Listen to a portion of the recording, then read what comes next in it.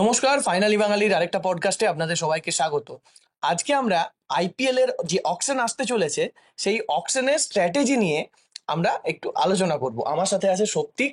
আমাদের এটা নিয়ে আরেকটা আসবে, পার্ট 2 ভিডিও আসবে, যেটাতে থাকবে শান্তনু আর আকাশ পাহাড়ি, আমাদের স্ট্যাট গুরু। আপনারা সেটারও অপেক্ষায় থাকুন। আপাতত এটাতে আমরা 5টা টিম কভার করব, ওরা 5টা টিম কভার করবে। মাইন্ড ইউ, এটা কিন্তু মোটেই আমরা বলছি না যে এই প্লেয়ার এই টিমে যাবে। এটা একটা ফিলোসফিক্যাল আলোচনা। যদি সেটা আপনার কাপ অফ টি হয় তাহলে ওয়েলকাম, না হলেও বসে দেখুন, মজা পাবেন, ভালো লাগবে।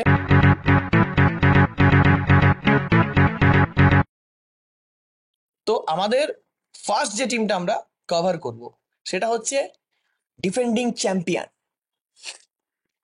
আরসিবি ফ্যান হিসেবে আমাদের বুক ফেটে যাচ্ছে বলতে, but defending champion KKR. KKR আমার মতে দারুণ রিটেনশন করেছে। কেকেআর এর রিটেনশনের লিস্টে আমরা যেটা দেখতে পাবো, আগেই আপনারা দেখতে পাচ্ছেন অলরেডি আমাদের গ্রাফিক্সে, কিন্তু তারপরেও আমরা একবার নামগুলো বলে দিতে চাই যে রিঙ্কু সিংকে করেছে রিটেন 13 crores-এ। তারপর আন্দ্রে রাসেল আছে, সুনীল নারিন আছে, বরুণ চক্রবর্তী আছে, রমনদীপ সিং আছে, হর্ষিত রানা আছে। আহ, এবার কেকেআর এর মানি স্পেন্ট হয়েছে 69 crores, দ্য ম্যাজিক্যাল নাম্বার। মানি পড়ে আছে যেটা, সেটা হচ্ছে 51 কোটি, 51 crore।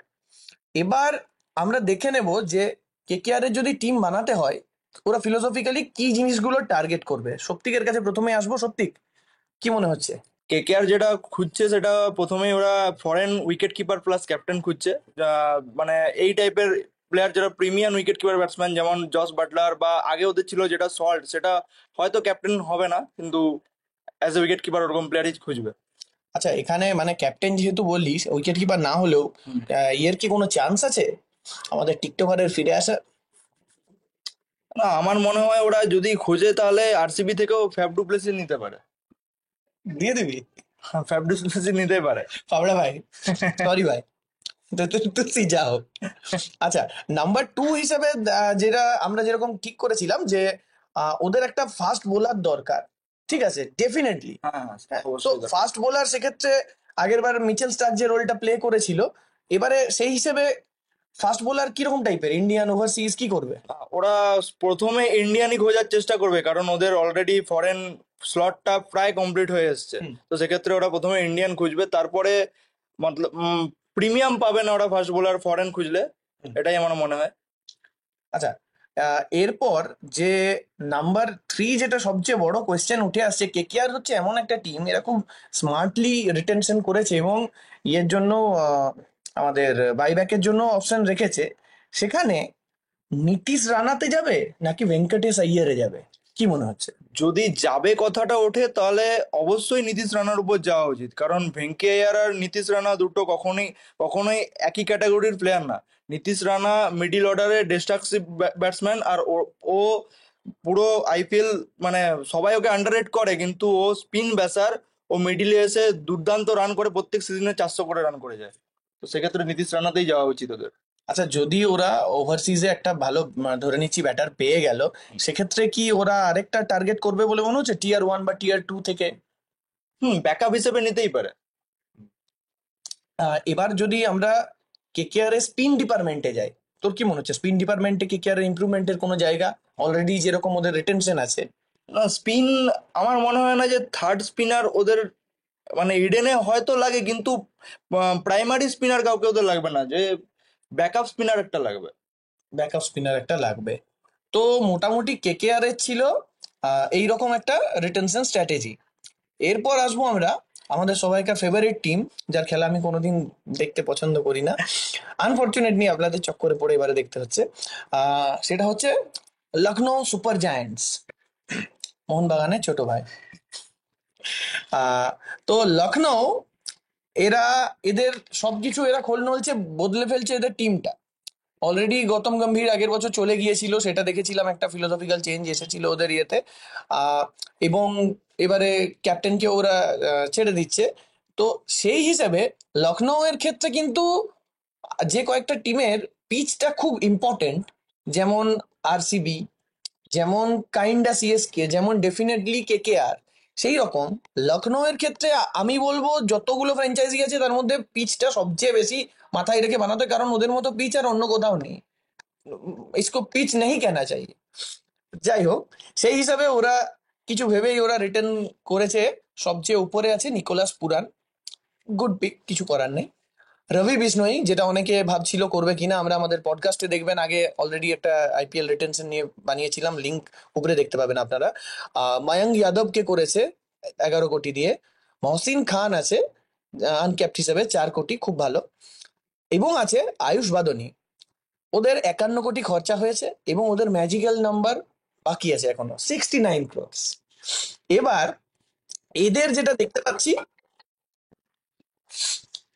এবার এদের যেটা দেখতে পাচ্ছি, সেটা হচ্ছে এদের খুব ভয়ঙ্কর ভাবে যেটা দরকার, সেটা হচ্ছে একটা রিটেনশনের ব্যাপারটা। এদের সবার আগে দেখতে হবে আরটিএম কার্ড এরা কার উপরে ইউজ করতে পারে, স্টয়নিস, ক্রুনাল, নাকি কার উপর?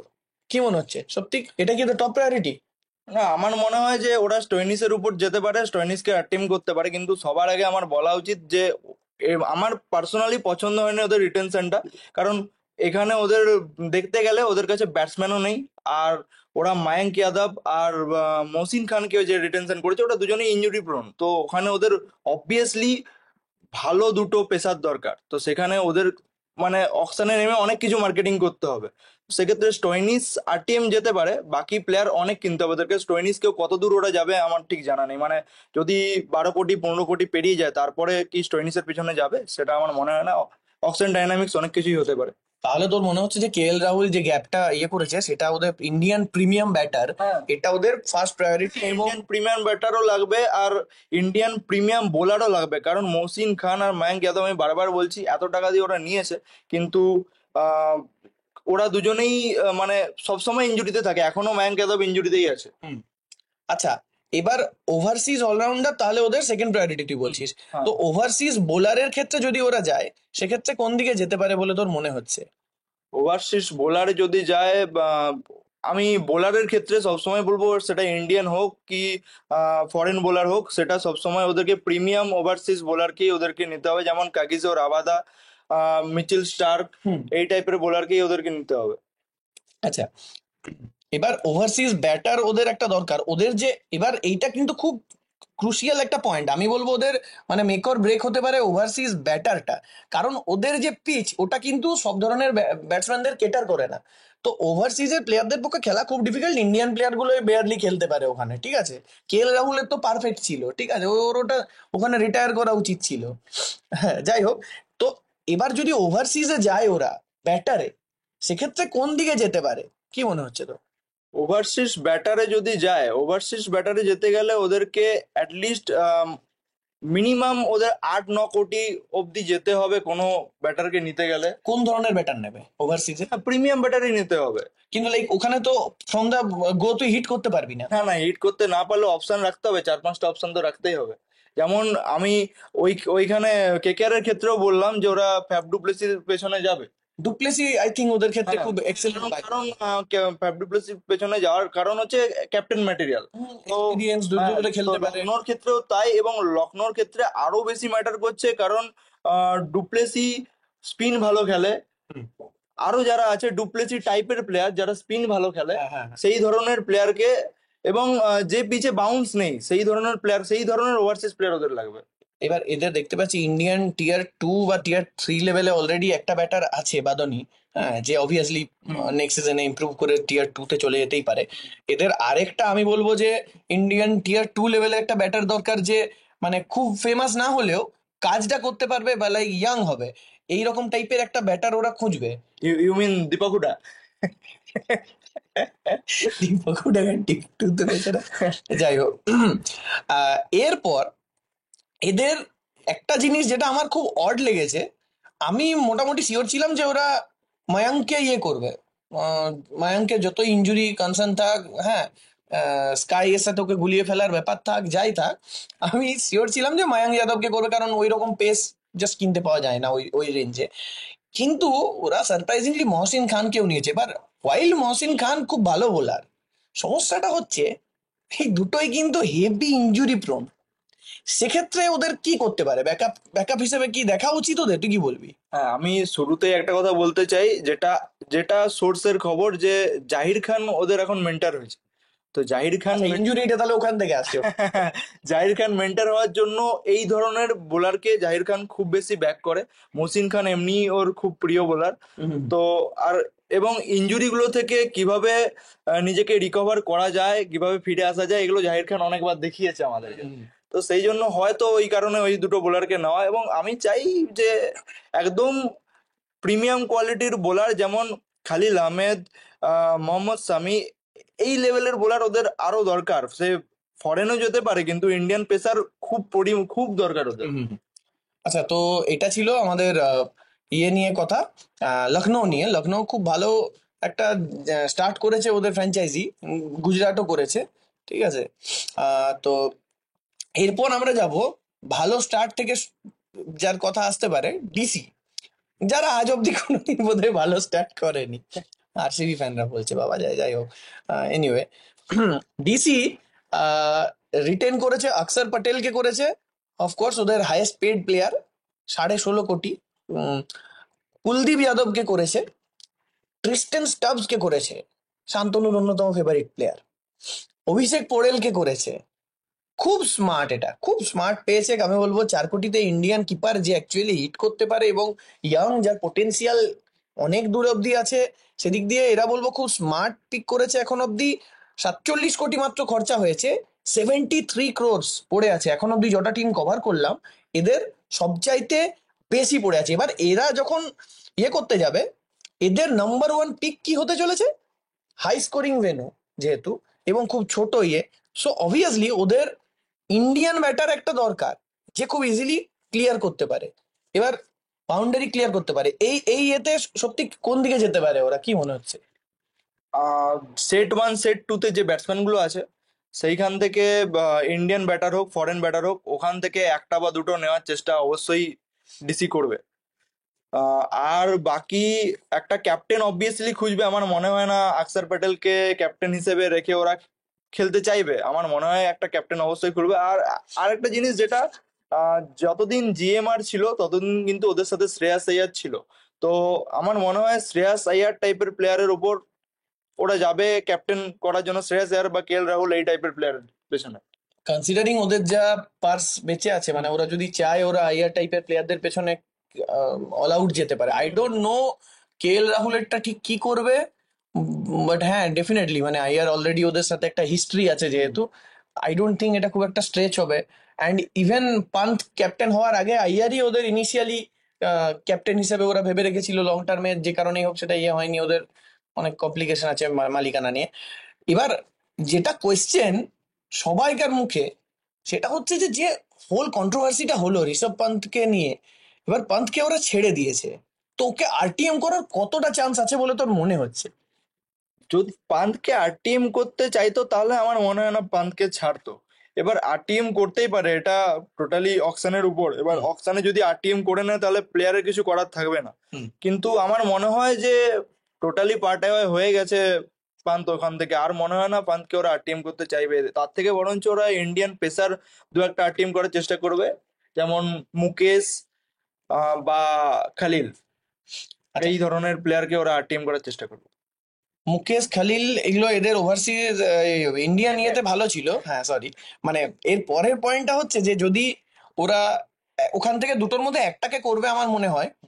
এবং আই ডোন্ট নো, মানে 50-50 যে কোনো একটাই করতে পারে, দুটোই ভালো বোলার, আলাদা আলাদা প্রোজ এন্ড কনস আছে। এরপর হচ্ছে ওদের যেটা খুব ডেসপারেটলি দরকার, ওদের রিটেনশন লিস্ট আমি দেখছি, আপনারাও দেখতে পাচ্ছেন, সেই হিসেবে ওদের কিন্তু একটা ওভারসিজ ফাস্ট বোলার দরকার। লাইক দিল্লি ট্র্যাডিশনালি একটা top class overseas fast bowler মাঝে মধ্যেই ওরা রেখেছে, রাবাডা ডাবাডা এই ওই হিস্ট্রি আছে। হ্যান্ড্রিক নোকে। হ্যাঁ, নোকিয়াকে রেখেছে। তো সেই রকম ওদের একটা ফাস্ট বোলার, তোর কি মনে হয় এবার ওরা ফাস্ট বোলার যদি যায়, ওরা কি ধরনের ফাস্ট বোলার যাবে? লাইক মানে উইকেট টেকিং এ যাবে, নাকি সিরিয়াস পেস দেখবে, না কি ধরনের যাবে বলে মনে হচ্ছে তো? না, উইকেট টেকিং ফাস্ট বোলার যার যথেষ্ট পেস থাকবে এরকম বোলারের উপরেই যাওয়া উচিত। কারণ দিল্লির ডাইমেনশনটা খুবই বাজে, ওদের পিচ একদমই পাটা।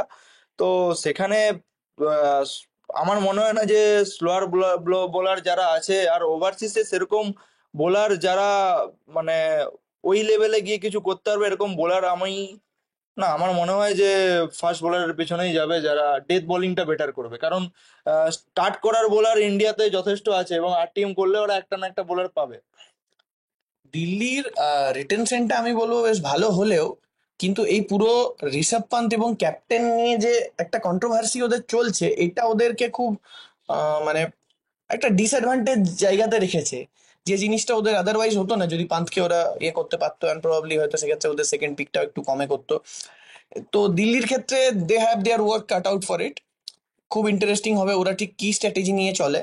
হ্যাঁ, এরপর আমরা যাব খুব এক্সাইটিং একটা ফ্র্যাঞ্চাইজি, যারা খুব এক্সাইটিং খেলছে এবং প্রবাবলি এই রিটেনশনটা, পুরো রিটেনশনের গেমটা যে দুটো টিমের পক্ষে সবচেয়ে বেশি ডিফিকাল্ট ছিল সেই দুটোর মধ্যে একটা, রাজস্থান রয়্যালস। রাজস্থান রয়্যালস বলতেই আমাদের মাথায় এখন একটাই আসে, সঞ্জু স্যামসন। মালটা হয় জিরো করবে নয় সেঞ্চুরি করবে। অদ্ভুত একখানা প্লেয়ার, আমি জানি না কি বলবো। তো রাজস্থান রয়্যালস এর যে রিটেনশন দেখতে পাচ্ছি, ওদের এতগুলো রিটেন করার মতো প্লেয়ার ছিল যে মাথা খারাপ হয়ে গেছে। এবং করে বসেছে এইরকম, সঞ্জু স্যামসনকে করেছে 18 কোটি দিয়ে, জয়সওয়ালকে করেছে 18 কোটি দিয়ে। স্যামসন আমি বলবো যে কোনো ইগো দেখায়নি, এটা খুব ভালো জিনিস, কয়েক কোটি বাঁচিয়ে দিয়েছে আমি বলবো। কারণ স্যামসন ডেফিনেটলি ও যদি নামতো বা অন্য কোনো ফ্র্যাঞ্চাইজি হতো এর চেয়ে বেশি পেতো। রিয়ান পরাগ 14 কোটি, ধ্রুব জুরেল 14 কোটি। আই থিঙ্ক বহুত ওভার পে করেছে এখানে, কিন্তু যেহেতু ওর ক্রাইটেরিয়াতে একটা ক্রাইসিস চলছে, তো সাপ্লাই অ্যান্ড ডিমান্ডের একটা ব্যাপার চলে আসছে অবভিয়াসলি। হেডমায়ারকে আমি বলবো 11 কোটিতে ভালো, যদি হেডমায়ার ফর্মে থাকে এবং ওরা ঠিকঠাক করে ইউজ করতে পারে। এরপর দুর্দান্ত যেটা পিক হয়েছে, যদি ছেলেটা ফিট থাকে ঠিকঠাক করে খেলতে পারে, সন্দীপ শর্মা 4 কোটি। আমি এখনো জানি না সন্দীপ শর্মার মতো প্লেয়ার 4 কোটিতে কি করে খেলছে যদি ফিট থাকে।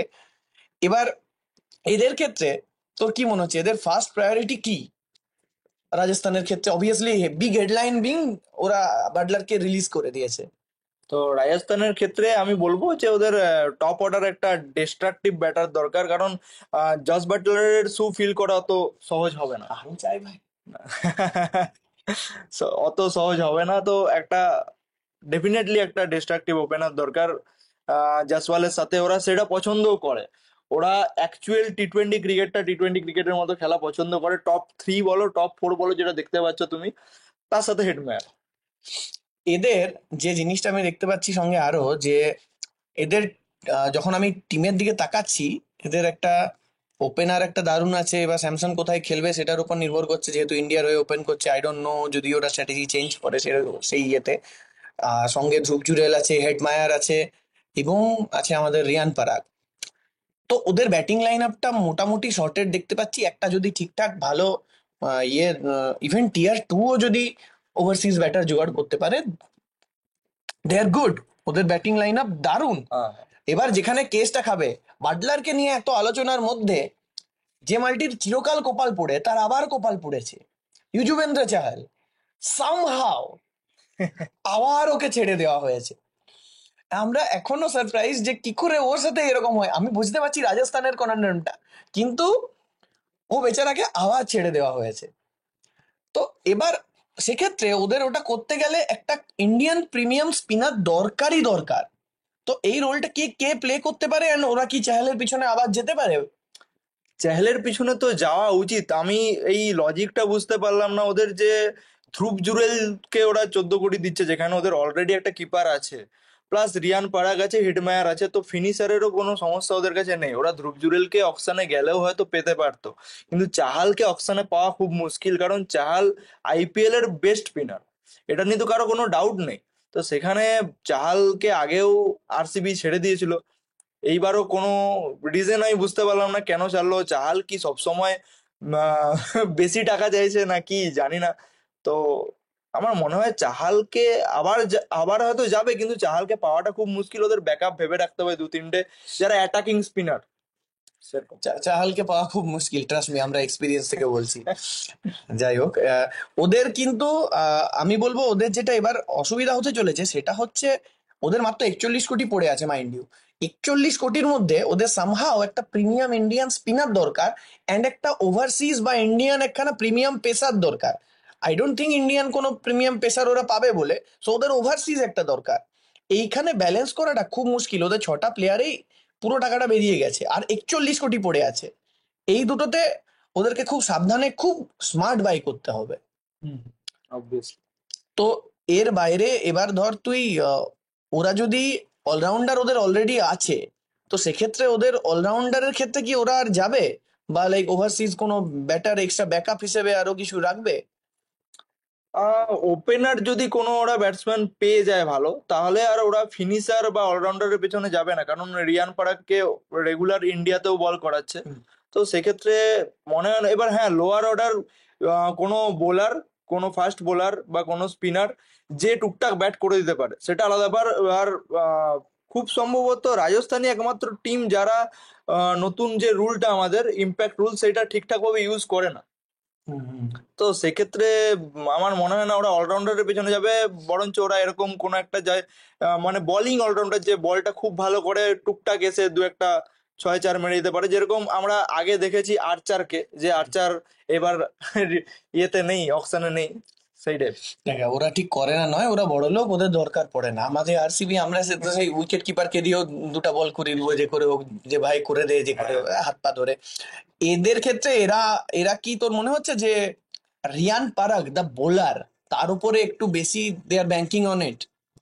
হ্যাঁ, সেটা তো অবশ্যই রিয়ান পরাগের উপর বেশি ডিপেন্ড করে আছে, এবং সেটা আমরা দেখতে পাচ্ছি বলে কথাটা বললাম যে ওরা আর এক্সট্রা কোনো অলরাউন্ডারের পেছনে যাবে না, কারণ হিটমায়ার, পারাগ আর ধ্রুব জুরেল যদি কারো মানে মানে থিঙ্কিং এ থাকে যে ওরা তিনজন ফিনিশ করবে, তাহলে ওরা অবভিয়াসলি পুরোটা যাবে একটা ভালো ওপেনারের জন্য, তাহলে ওদের মিডিলটা পুরো ব্যালেন্স হয়ে গেল। তারপরে ওরা বোলারের পিছনে যাবে, সেই সেই লজিকেই আমি কথাটা বললাম। এদের আমি বলবো একটা খুব সুন্দর কোর তৈরি করে রেখেছে, স্পেশালি একটা ব্যাটিং কোর। ঠিক আছে, দুর্দান্ত সেট আপ, খুব সুন্দর। লাইক তুই বলছিস একটা ওভারসিজ ব্যাটার দরকার, বাট ওরা যদি নাও পায় বিরাট কিছু গোলমাল হয়ে যাবে না ওদের।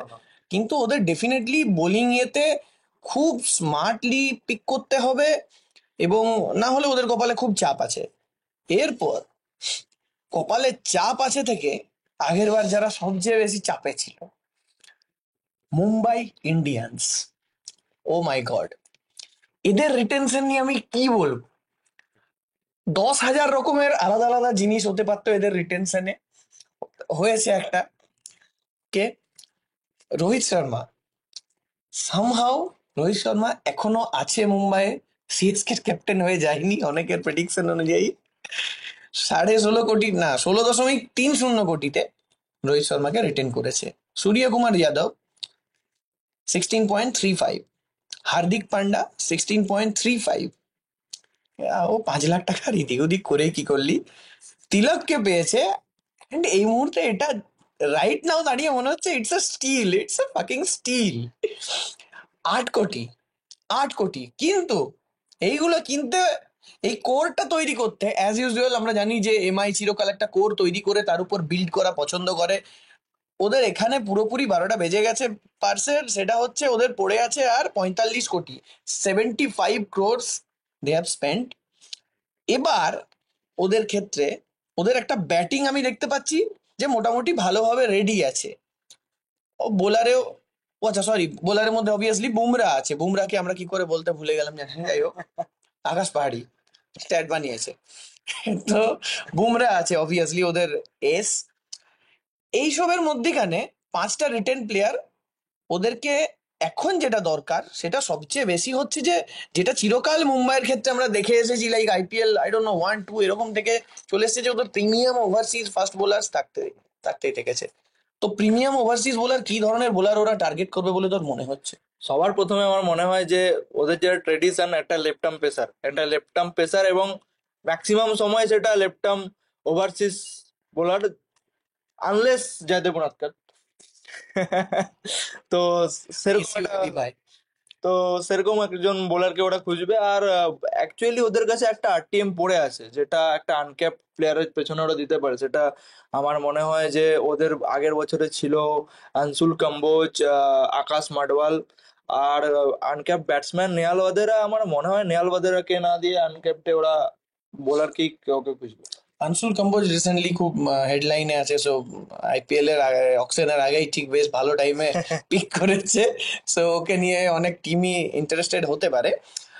ওদের ক্ষেত্রে আমি বলবো ওদের একটা হিউজ অ্যাডভান্টেজ হচ্ছে বুমরা। বুমরা লিটারালি সব করতে পারে বল হাতে, মাঝে দিবি, ফার্স্টে দিবি, লাস্টে দিবি, উইকেট নিতে বলবি, ওভার কাটাতে বলবি, সব করে দেবে। সো ওরা এবার রিল্যাক্স হয়ে বোলার খুঁজতে পারে। এবার হার্দিকও সঙ্গে আছে, গোজাতালি দিয়ে ভালোই উইকেট টুইকেট নিয়ে চলে যাবে বিন্দাস। এবার ওদের যেটা সবচেয়ে বেশি মুম্বাইয়ের, ওই যে একখানা ফ্ললেস টিম প্রায়, তাতেও একটা দাগ চিরকাল থেকে গেছে, টপ কোয়ালিটির একটা স্পিনার। এবার আই থিঙ্ক ওরা এবারে ওই জিনিসটা ব্রেক করার চেষ্টা করবে to the best of their ability, কারণ ওদের খুব বেশি টাকা পড়ে নেই। সেক্ষেত্রে কোন ধরনের স্পিনার ওরা টার্গেট করবে সত্যি? আর মনে হয় একটা মানে প্রিমিয়াম স্পিনার ওদের ক্ষেত্রে পাওয়া খুব মুশকিল। তবে ওয়াংখেড়ের মাঠে কিন্তু প্রিমিয়াম স্পিনার ছাড়া চলা খুব মুশকিল। আগের বছর হুম। পিয়ুষ চাওলা কিন্তু দারুণ বল করেছিল। হুম। তো পিয়ুষ চাওলা এখন আনক্যাপ্ট। তো হ্যাঁ, তো আমার মনে হয় একটা টিয়ার 2 বোলার ওরা খুঁজবে, স্পিনার। আর ওরা মানে দারুণ খুঁজে আনে কিছু বোলারকে, হ্যাঁ। তো আবার খুঁজে আনবে। আর আমার মনে হয় যে ওরা একটা, যেটা ওদের কাছে অ্যাডভান্টেজ, যে ওরা একটা ইন্ডিয়ান কোর বানিয়ে নিয়েছে। তো ওরা ওরা এখন ওভারসিজ যে কোনো প্লেয়ারের পিছনে যেতে পারে, সেটা বোলার হোক, সেটা একটা গুড ওপেনার হোক, একটা ভালো উইকেট কিপার হোক, যে কারো পিছনে যেতে পারে ওভারসিজের ক্ষেত্রে। হুম। ওরা 4টে ওভারসিজ খুব সুন্দর ভেবে চিন্তে কিনতে পারে। এবার ওদের যে অ্যাডভান্টেজটা আছে ইয়ে থাকার ফলে, বুমরা থাকার ফলে, যে ওদের যে স্পিনার আসবে তার উপর মানে সে যত খুশি অ্যাটাকিং যেতে পারে, কোনো অসুবিধা নেই, কারণ বুমরা একদিকে 4 ওভার পুরো আটকে রেখে দিয়েছে। তো মিডিল ওভারে আমি আশা করবো যে ওরা ভাবছে এমন কোন স্পিনার যে লাইক মিডিল ওভারের একটু আগে বা মিডিল ওভারে বা তার একটু পরে ওই ফেসটায় উইকেট নিয়ে বুমরাকে একটু রিল্যাক্স হওয়ার সুযোগ দেবে, ওর 3টে ওভার পরে ফেলে রাখবার চেষ্টা করবে। এই জিনিসটা যদি মুম্বাই করতে পারে তাহলে মুম্বাইয়ের কিন্তু এবারে খুব ভালো চান্স। এবং উই অল নো ওদের ক্যাপ্টেন্সি সিচুয়েশনটা কাইন্ডা সর্টেড রাইট নাও, যদিও মানে আরো গোলমাল হওয়ার কথা ছিল বাট হয়নি। হার্দিক একটা এপিক আনফর্চুনেট। রিটেনশন, এপিক রিটেনশনের মধ্যে দিয়ে গেছে। হ্যাঁ, কান্নাকাটি করে ভিডিও টিডিও এসেছে, সবাই এখন হঠাৎ হার্দিক ফ্যান হয়ে গেছে, ইনক্লুডিং আস। এবার মুম্বাইয়ের ক্ষেত্রে আমি বলবো ওরা চিরকালই খুব স্মার্ট বাই করে। হুম। আচ্ছা, আরটিএম এ অর্জুন তেন্ডুলকার অর্জুন তেন্ডুলকার ওরা এমনি কিনে নেবে, ওটা কোনো ব্যাপার না। আনসোল্ড থেকে আবার ফিরিয়ে ওটা কোনো ব্যাপার হবে না। কইলা। আচ্ছা, তো আমাদের মোটামুটি প্রেডিকশন ছিল এইগুলোই। আমরা কোনো প্লেয়ারের নামে খুব একটা যেতে চাইনি, আমরা চেয়েছিলাম ফিলোসফিক্যালি একটা টিম কিভাবে তাদের যে কোর গুলো বিল্ড করে রেখেছে সেগুলোর উপরে কিভাবে বিল্ড করতে পারে আরো ফার্দার, এবং একটা মানে কম্পিটিটিভ টিম ফার্স্ট 11 বিশেষ করে নামাতে পারে। এবার ব্যাকআপ অনেক কিছুই আসবে, অনেক রকমের ভ্যারিয়েবলস এর মধ্যে অ্যাড হবে, যেগুলো আপনারা দেখতে পাবেন অকশনে। আমরা অকশনের দিনে আমাদের অনেক কিছু বড় বড় প্ল্যানস আছে, যেগুলো ইভেনচুয়ালি আপনাদের জানাতে থাকবো এক এক করে। আপনারা দেখতে থাকুন, আমাদের পার্ট 2টা আসার ওয়েট করবেন। সেখানে আরসিবি, পাঞ্জাব এবং আরো অন্যান্য সিএসকে বড় বড় টিমগুলো সব আছে আরো। সেটা নিয়ে আসবে শান্তনু আর আকাশ, আপনাদের কাছে নিয়ে আসবে। আমাদের এইগুলো দেখুন, আপনারা কমেন্টসে জানান আপনাদের কি মনে হচ্ছে এবারে আইপিএল এ কে হাইয়েস্ট বিট যেতে পারে, কার উপরে, কোন টিমগুলো পাগল হয়ে যেতে পারে, আরসিবি কার উপর টাকা নষ্ট করতে পারে। সবকিছুই আপনারা কমেন্টসে জানান। দেখতে থাকুন, লাইক করুন, কমেন্ট করুন, শেয়ার করুন। আর যদি সাবস্ক্রাইব না করে থাকেন তাহলে সাবস্ক্রাইব করুন ফাইনালি বাঙালিতে। আমি ছিলাম সৌরভ, আমার সাথে শক্তি। বাই।